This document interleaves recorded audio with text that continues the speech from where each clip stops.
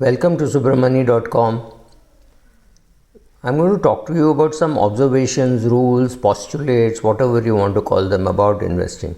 So, remember that you need to understand something very, very basic. You need to have a savings bank account, you need to have maybe one index fund, one term insurance, medical insurance, and one or two credit cards. This is what you need to know. However, in the financial service industry, we keep coming up with more and more complicated products, saying, yes, sir, what Subra is saying is right, but I have a product which combines all of this. So, it is an insurance, it is a credit card, and it is a medical insurance, it is a life insurance, and it will also grow in value. So, all the 5 features that you want is available in this product. Don't touch it, right? Remember, what you do not know about a financial product is not worth knowing unless it's some new great innovation, and this industry has not done any innovation if you leave out the technology.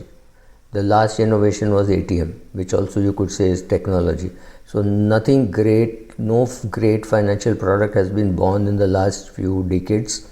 Yes, fund managers have been born and they're telling you how you can do F&O, make a lot of money. If you see the surging revenues of ICICI Securities and Zerodha and perhaps Kotak Securities and HDFC Securities, which you can't see, and the income of India Infoline, you know one thing, that people are falling prey for the same things. People are still doing a lot of F&O, that's great. Let's call them the voluntary contributors to the broker welfare fund. We should encourage such people. I've been a broker, so I love them. So let them get some benefit. I have no problem. But remember, what you do not understand is not worth knowing.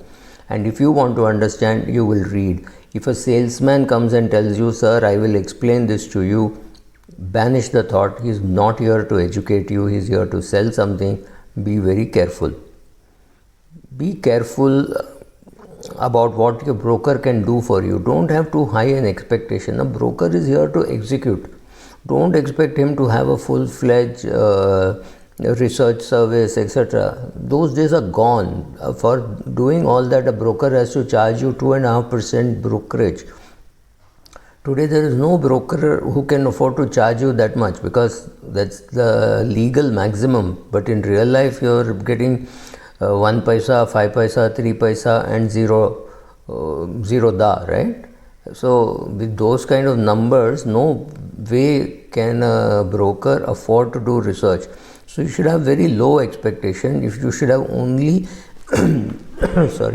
execution expectation, don't have any other expectation from the broker. Yes, he should deliver on time. His technology should work when you want it to work. It should not be down at a time when you are trying to give delivery, and you should not lose money because of his technological challenges. Other than that, don't have any expectation from your broker. And in case you go and meet your broker for whatever reasons he is willing to meet you, fine. You're just going to meet your relationship manager. You're not meeting the owner, right? The relationship manager, please understand, has a conflict of interest. He needs to keep you active. You need to stay calm to make money, right? There's a clear conflict of interest. So you have to be careful. It's okay to meet him, but understand what drives him and what drives you are two completely different things. Third, anybody who has a secret way of earning more money is doing it. He's not sharing it with you. If it was so simple making money in equities, he would not be selling his newsletters, right? That is what many people sell. Newsletter business is big business. I think it's more than $1 billion business in US alone, right? $1 billion for telling you how to generate alpha by people who themselves need this newsletter to make money, or a teaching course to make money. They have not made money in the markets because a guy who makes money in the markets makes money in the markets. He's not out here to sell newsletters and peddle influence. Most of them are not. So if somebody who is trying to peddle influence, find out why is he trying to peddle influence instead of busy making money in the market. So there is no secret way, there is no secret sauce. If it is there, it is not known, right? That's why it's a secret. And anybody who has it would rather use it rather than hawk it. Oilskin salesmen still are there, and their qualifications have changed a lot. There's an alphabetic soup out there: A, B, C, D, E, F, a B, a MBA, a CA, an ICWA, an ACS, a CFP, CFA. It's mind boggling as to the alphabets which are there, and nothing really gives them some kind of a moral right to be teaching you or selling you products, but yeah, they all do it. So it's an alphabetic soup. Be very careful. The person is more important, not necessarily the qualification.